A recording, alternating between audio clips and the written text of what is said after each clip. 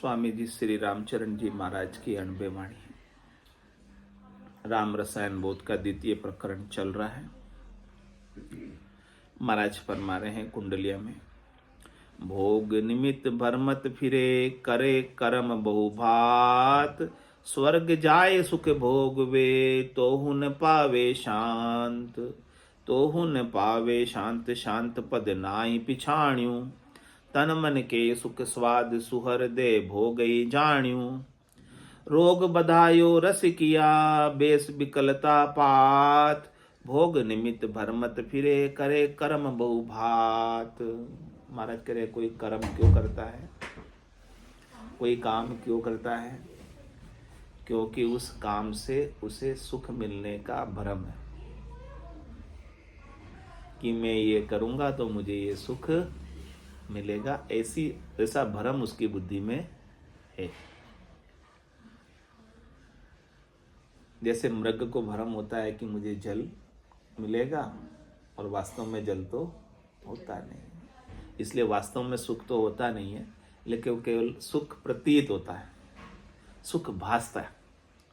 उस आभास मात्र सुख के लिए ये जीव पूरा भ्रमत फिरता है।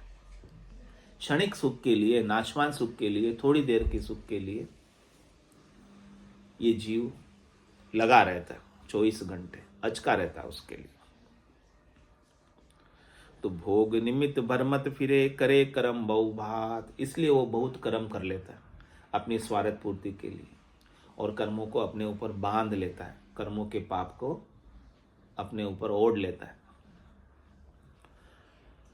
और पाप तो तुरंत सुख के लिए करता है, और पुण्य किस लिए करता है? आगे सुख मिलेगा। अगला जन्म सुधारना हो तो पुण्य करना, तो अगला जन्म सुधर जाएगा। हाँ, और ये जन्म सुधारना हो तो पाप करना।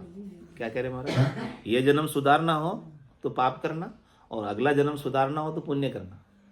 यानी पाप से तुरंत फल मिल जाता है, पाप से तुरंत सुख मिल जाता है। फल तो भले आगे भोगना पड़ेगा पाप का, लेकिन अभी तो सुख मिल जाएगा। चोर चोरी क्यों करता है? तुरंत धनवान होने के लिए चोरी करता है कि तुरंत मुझे धन मिल जाए, चोरी करके सुख पालू धन का।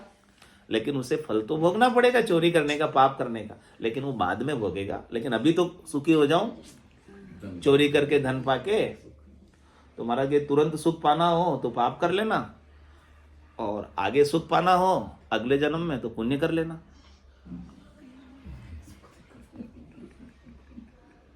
और सुख दुख से न्यारा होना हो, राम भजन कर लेना।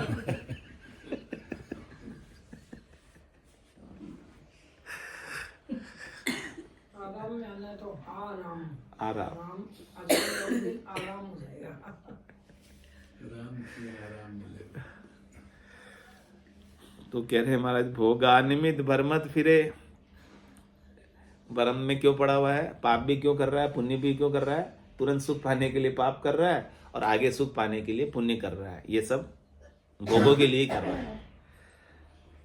तो महाराज कह रहे हैं कि कर्म बहुभात किया, ये सब शुभ शुभ कर्म बहुत कर लेता है। फिर शुभ कर्मों का फल कहाँ भोगता है? शुभ कर्म कर स्वर्ग आ जावे, अशुभ किया 84, कह सुखराम भक्ति कर केवल, परम धाम जन जासी। तो कह रहे स्वर्ग जाए सुख भोग वे, तोहु न पावे शांति। तुम पुण्य करके, भलाई का कार्य करके, सेवा का कार्य करके, उपकार का कार्य करके, बहुत अच्छे अच्छे काम करके संसार में स्वर्ग चले जाओगे, और वहां आपने यहाँ जो सब अच्छा अच्छा किया उसका फल तो वहीं,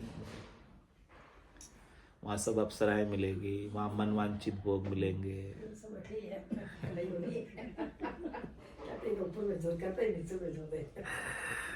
तो कह रहे स्वर्ग जाए सुख भोग वे, तोहु न पावे शांति। वहां भी शांति नहीं, वहां भी दुख है। क्या दुख है?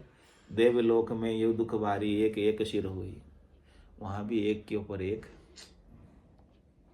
कोई न किसी की अधीनता आपको वहां पर भी स्वीकार करनी, स्वतंत्र नहीं है वहां की। मृत्युलोक में यो दुख भारी मरता बारने लागे कोई। मृत्युलोक में दुख है कि मरने में समय नहीं लगता। देवलोक में वो दुख है कि एक एक शिरोई, और ये सारे जो पुण्य हैं वहाँ सुख भोगने से खुट जाते हैं, खत्म हो जाते हैं, और फिर पुण्य खत्म होने के बाद उनको वापस मृत्युलोक में भेज देते हैं पाप भोगने के लिए। इसलिए वहां भी उन्हें शांति नहीं मिलती। तो न पावे शांति शांति पद ना ही पिछाड़ू, क्योंकि वो शांति का पद तो उसने पहचाना ही नहीं। शांति का पद तो सदगुरु के ज्ञान से मिलेगा, करने से नहीं मिलेगा। न पाप करने से मिलेगा, न पुण्य करने से मिलेगा, न बुरा करने से मिलेगा, न अच्छा करने से मिलेगा। सेवा किया सो साच ना आवे, यू तो राम न रीजे। कुछ कर लेने से साच प्रकट नहीं होगा, साच तो ज्ञान से प्रकट होगा, करने से प्रकट नहीं।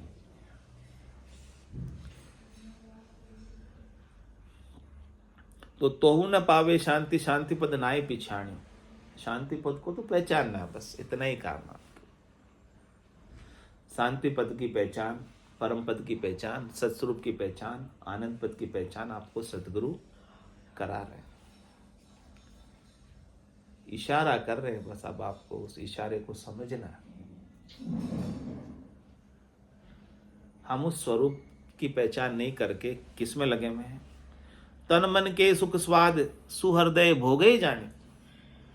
तन और मन के स्वाद ही हमें अच्छे लगते हैं, सुहृदय लगते हैं, बहुत बढ़िया लगते हैं, सुखकारी लगते हैं। तो हमने उन भोगों को ही पहचाना। अभी तक हमने स्वरूप का स्वाद लिया ही नहीं, स्वरूप का आनंद लिया ही नहीं, स्वरूप का महारस हमारे भीतर प्रकटा ही नहीं। जिस दिन स्वरूप का महारस भीतर में प्रकट जाएगा,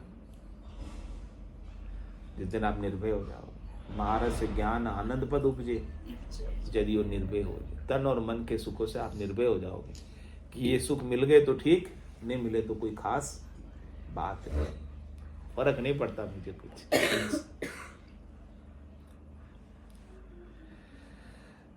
रोग बदायो रस किया बेस बिकलता पात। हम उस रस में लगकर और हमने हमारे रोग को बढ़ाया। जन्मने और मरने का जो रोग हमें लगा हुआ ना, इस रोग की दवाई तो नहीं की, इलाज तो नहीं किया, हाँ, और बल्कि उल्टा इन भोगों में लगकर और कर्म कर लिया, और कर्म करने से हमारे अंदर विकलता आ गई, और उसका फल भोगने के लिए फिर से 2-3 योनियां और तैयार हो गई। तो भोग निमित्त भरमत फिरे करे कर्म बहु भात। मन हर्षा हूसा चले तेता सब ही भोग। भोग कहे नर भुगतता पे नैचे ये ही रोग। पे नैचे ये ही रोग शोक सांसा को आगर। बूढ़ गए बहु लोग पड़े स्वादा के सागर। रामचरण कोई जन तुरिया जा भोगा कियो वियोग। मन हर्षा हूसा चले तेता सब ही भोग। पहचान है कि भोग किसे कहते हैं।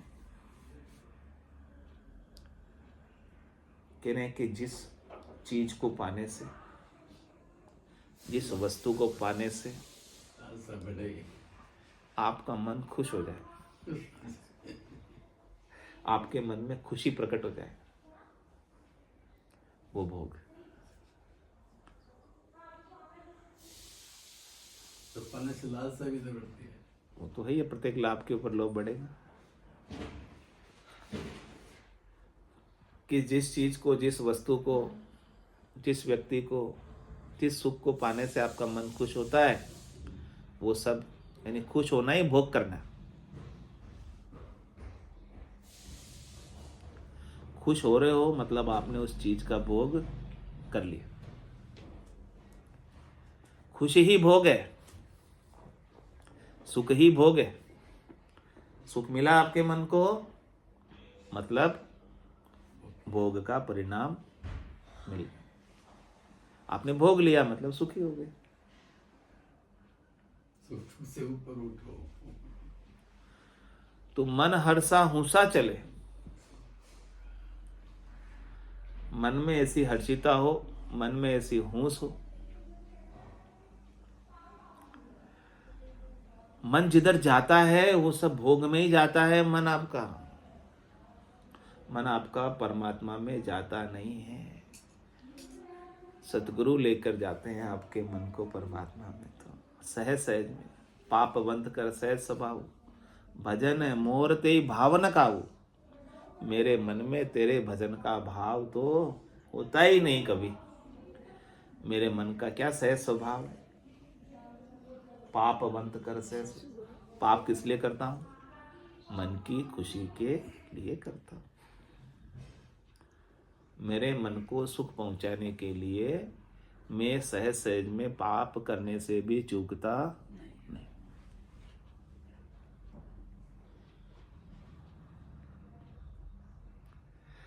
तो मन हर्षा हुसा चले, तो इसका मतलब मन आपका जिधर जा रहा है उधर आपको नहीं जाना।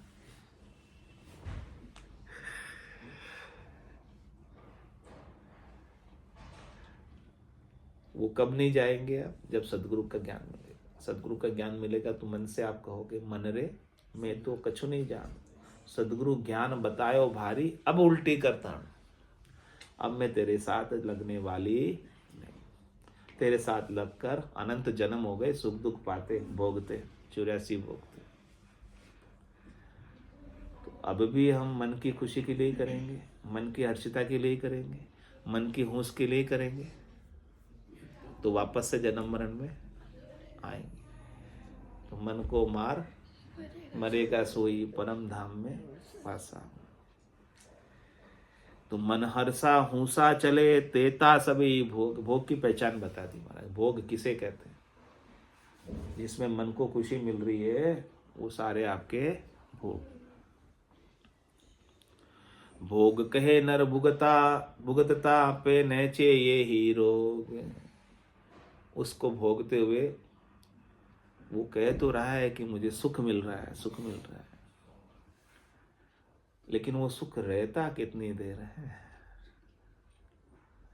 व्यक्ति का जितनी देर संयोग रहा उतनी देर सुख, और फिर वियोग होते ही दुख। तो महाराज कह रहे कि तू हर्षिता रखता ही क्यों है जो टेम्परेरी है? परदेसी की प्रीत ताई में क्या सुख पासी। उसके संयोग का सुख कितनी देर मिलेगा?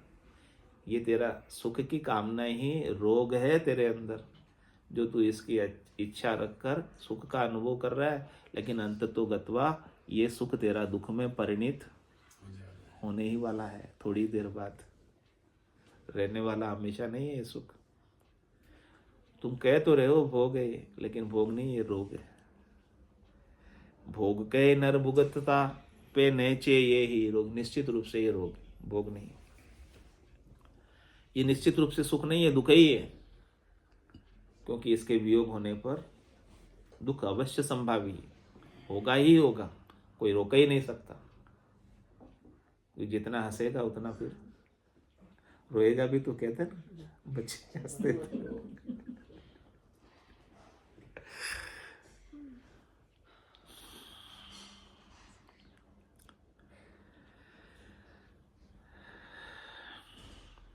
पे नैचे ये ही रोग शोक सांसा को आगर।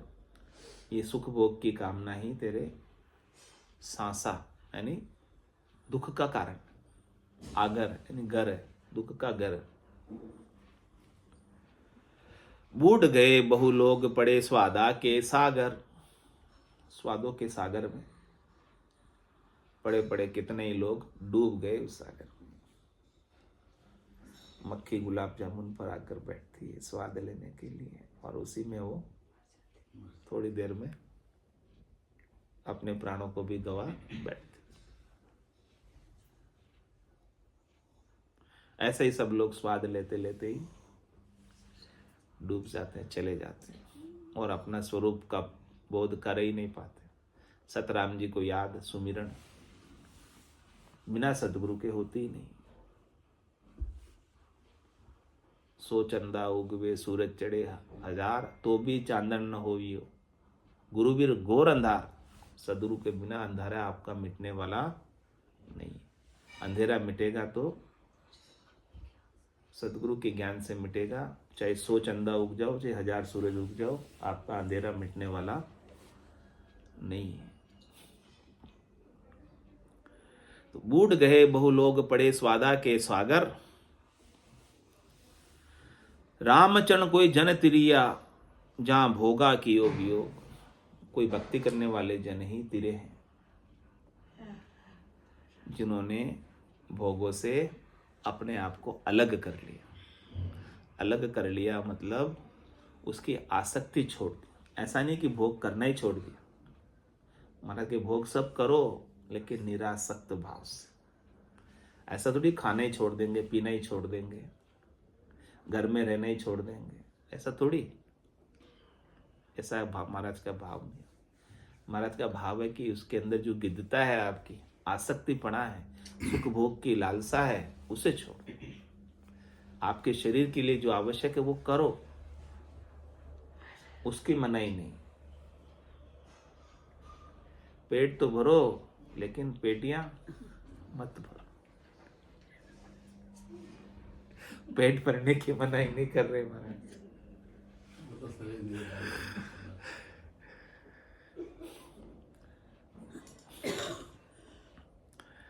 रामचरण कोई जन तिरिया जहाँ भोगा कियो वियोग, मन हर्षा हुसा चले तेता सभी भोग। पेटियां भरने की इच्छा किसकी होती है? मन की होती है। पेट भरना तो आपकी आवश्यकता है, वो तो आपको करना ही है, उसके लिए कोई मनाही। लेकिन मन की हुस है कि मैं करोड़पति हो जाऊं, अरबपति हो जाऊं, खरबपति हो जाऊं, इस हुस पर चलोगे तो मुक्त नहीं हो पाओगे। इस होश को छोड़ना, इस हर्ष को छोड़ना। हर्ष रखनी है, होश रखनी है तो अपने स्वरूप की रखो अपने मन में। जिस मन में अपने स्वरूप की हर्ष होश है वो प्रकृति मन नहीं है, वो अपमन नहीं है। वो कौन सा मन है? निज मन है। तो महाराज करे आपके मन को भी क्या करो? निजमन बना लो। आपका निजमन निज स्वरूप की ओर लगा रहेगा। आपका प्रकृति मन, अपमन, शरीर, संसार के सुखों में लगा रहता है। तो इस प्रकृति मन को, अपमन को क्या बना देना है? निजमन बना देना है। इसमें मन को मार मरेगा, सही। इसमें हाँ। अपना बनाएगा, मन को मारना। हाँ, मतलब प्रकृति मन मर गया, अब वो निजमन बन गया तो प्रकृति मन रहा क्या? अपमन रहा क्या? प्रकृति मन था तब तक तो वो सुखों में ही लगा रहता था। अब प्रकृति मन से बदल कर वो निजमन हो गया तो प्रकृति मन तो मर गया, अब रहा ही नहीं, अब तो निजमन हो गया। मन को मार मरेगा, सोई मतलब मन को आपको निजमन बनाना है, अपना बनाना है। अभी वो आपका दुश्मन है, उसको सेण बनाना है। अभी वो आपको जन्म मरण में डालता है। जब निजमन हो जाएगा तो फिर आपको जन्म मरण से मुक्त करने वाला भी वही है। मुक्त भी वही करेगा, बंधन में भी वही डालेगा, मुक्त भी वही करेगा। जब वो अपमन बना रहेगा तब तक आपका बंधन है, और जैसे ही आपका प्रकृति मन बदलकर सदगुरु के ज्ञान से निजमन हो गया, आपकी मुक्ति का कारण हो।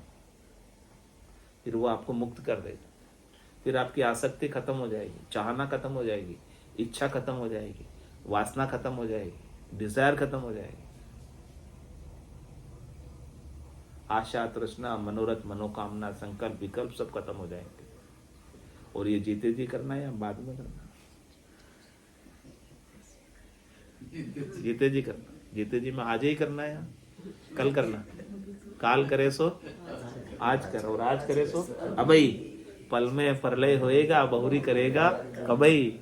अभी कर लो, अभी अवसर है तो तुरंत मुक्त। कोई मुक्ति के लिए लंबा समय आपको नहीं चाहिए। स्वामी जी श्री रामचरण जी महाराज की जय। राम निवास धाम की जय।